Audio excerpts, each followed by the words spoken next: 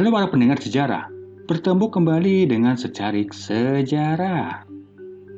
Pada video kali ini kita akan membahas tentang sejarah kerajaan Islam selanjutnya, yaitu Kerajaan Pajang.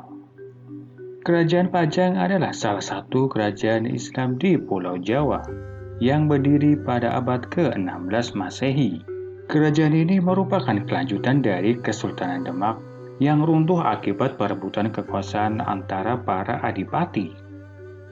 Kerajaan Pajang berpusat di daerah perbatasan Desa Pajang, Kota Surakarta, dan Desa Makam Haji, Kartasura, Kabupaten Sukoharjo. Kerajaan ini berlangsung selama 21 tahun, dari tahun 1568 hingga 1587 Masehi. Sejarah berdirinya Kerajaan Pajang. Kerajaan Pajang didirikan oleh Sultan Hadiwijaya atau dikenal juga sebagai Joko Tingkir. Sultan Hadiwijaya merupakan keturunan dari Andayaningrat, Raja Pengging yang masih memiliki hubungan kekerabatan dengan keluarga Raja Majapahit. Andayaningrat gugur dalam perang melawan Sunan Ngudung, salah satu adipati Demak yang menentang Trenggana, penguasa terakhir Demak. Setelah kematian Andayaningrat, Pengging dikuasai oleh Ki Ageng Pengging, putra Andayaningrat. Ki Ageng Pengging juga menentang Trenggana dan bersekutu dengan Arya Penangsang, adipati Jepang yang merupakan saingan utama Trenggana. Namun, Ki Ageng Pengging tewas dalam pertempuran melawan pasukan Demak yang dipimpin oleh Sunan Kalijaga. Joko Tingkir, putra Ki Ageng Pengging, berhasil lolos dari pembantaian dan diselamatkan oleh Sunan Kalijaga. Sunan Kalijaga kemudian membawa Joko Tingkir ke Demak dan mengasuhnya sebagai anak angkat. Jaka Tingkir mendapat pendidikan agama Islam dan ilmu militer dari Sunan Kalijaga.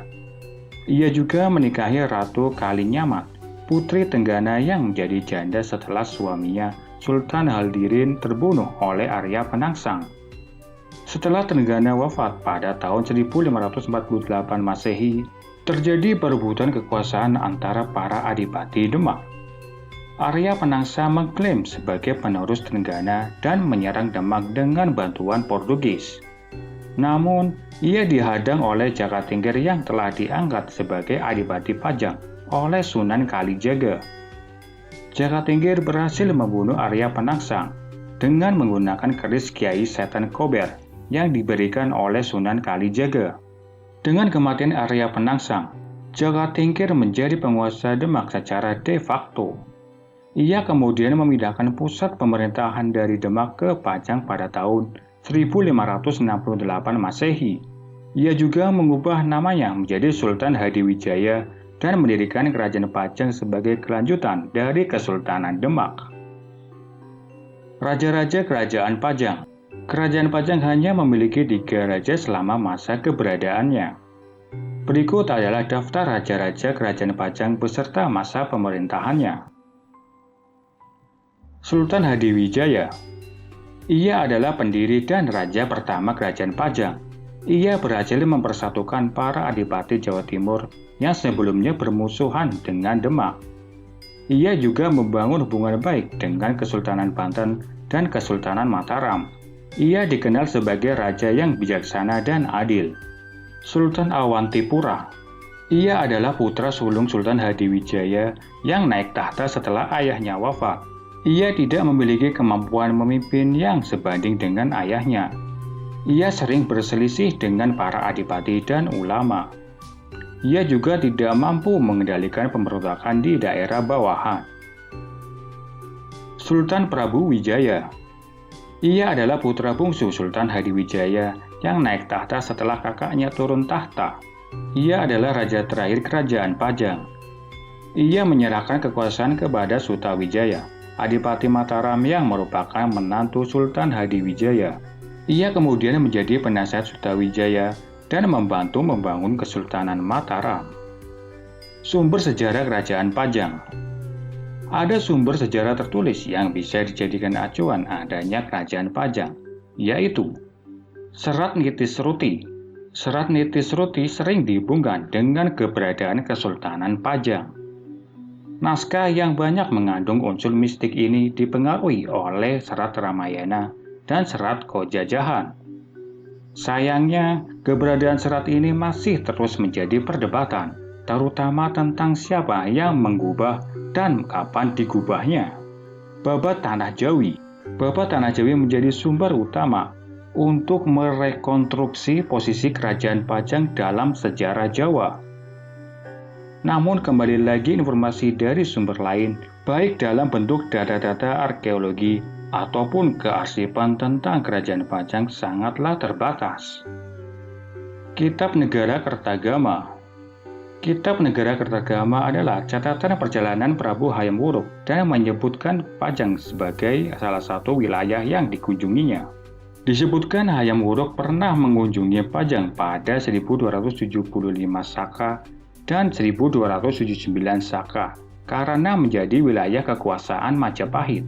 Selain itu, sumber tertulis di atas ada dua sumber sejarah lainnya membuktikan keberadaan kerajaan Pajang, yaitu Masjid Laweyan Solo dan Makam Butuh.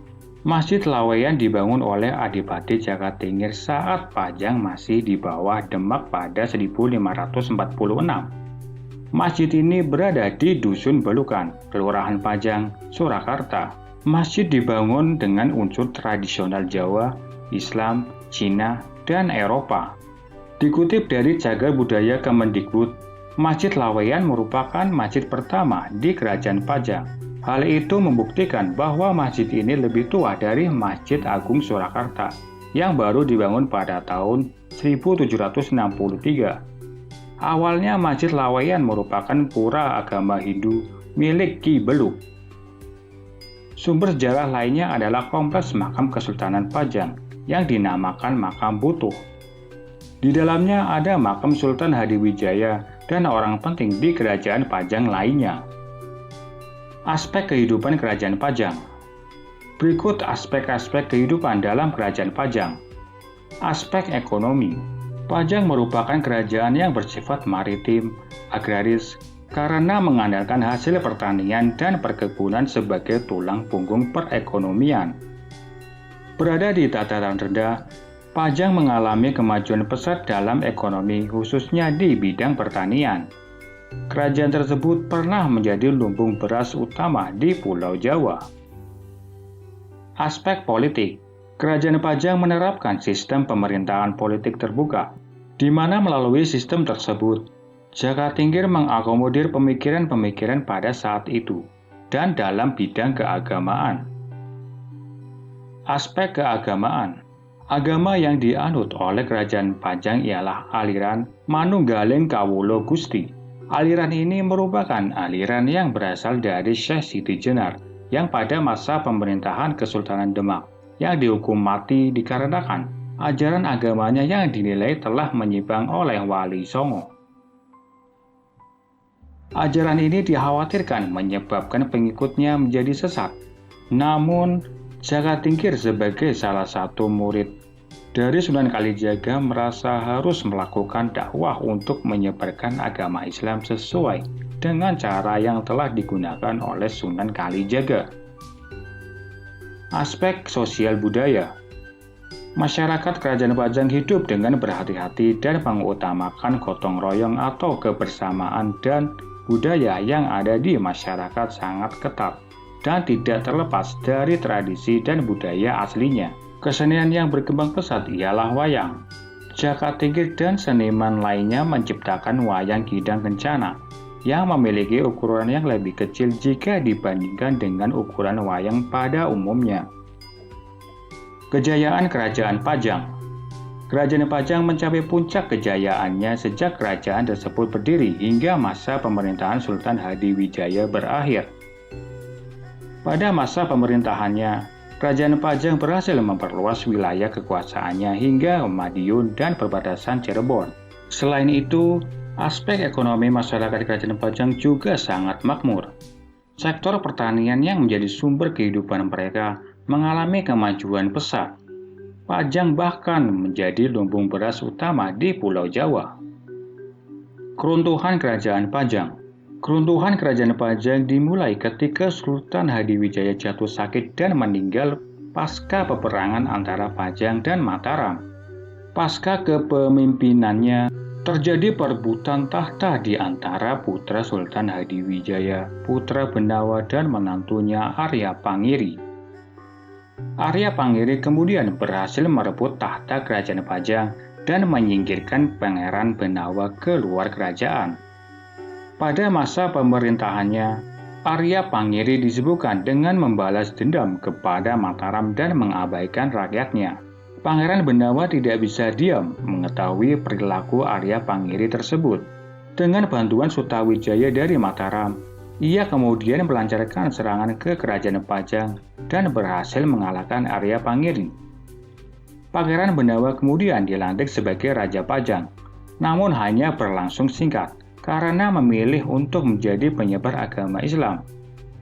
Kepemimpinannya tersebut kemudian dilanjutkan oleh putranya yang kemudian mengubah Kerajaan Pajang menjadi Kerajaan Mataram. Peninggalan Kerajaan Pajang. Kerajaan Pajang tidak banyak meninggalkan peninggalan berupa bangunan atau artefak. Hal ini mungkin disebabkan oleh masa keberadaannya yang singkat dan lokasinya yang berada di daerah pedalaman. Namun, ada beberapa peninggalan yang dapat dikaitkan dengan Kerajaan Pajang. Antara lain, Masjid Laweyan. Masjid ini terletak di Kelurahan Laweyan, Kecamatan Laweyan, Kota Surakarta.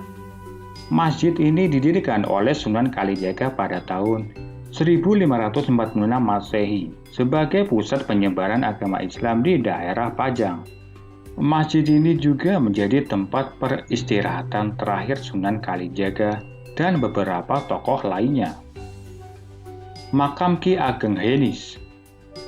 Makam ini terletak di Desa Makam Haji, Kecamatan Kartasura, Kabupaten Sukoharjo. Makam ini merupakan makam dari Ki Ageng Henis, ayah angkat Sultan Hadiwijaya yang juga merupakan guru spiritualnya. Ki Ageng Henis dikenal sebagai salah satu wali yang menyebarkan agama Islam di Jawa Tengah. Makam Sultan Hadiwijaya. Makam ini terletak di Desa Pajang, Kecamatan Laweyan, Kota Surakarta. Makam ini merupakan makam dari Sultan Hadiwijaya, pendiri dan raja pertama Kerajaan Pajang. Makam ini juga menjadi tempat peristirahatan terakhir Sultan Awantipura dan Sultan Prabu Wijaya. Keris Kiai Setan Kober. Keris ini merupakan keris pusaka Kerajaan Pajang yang diberikan oleh Sunan Kalijaga kepada Sultan Hadiwijaya.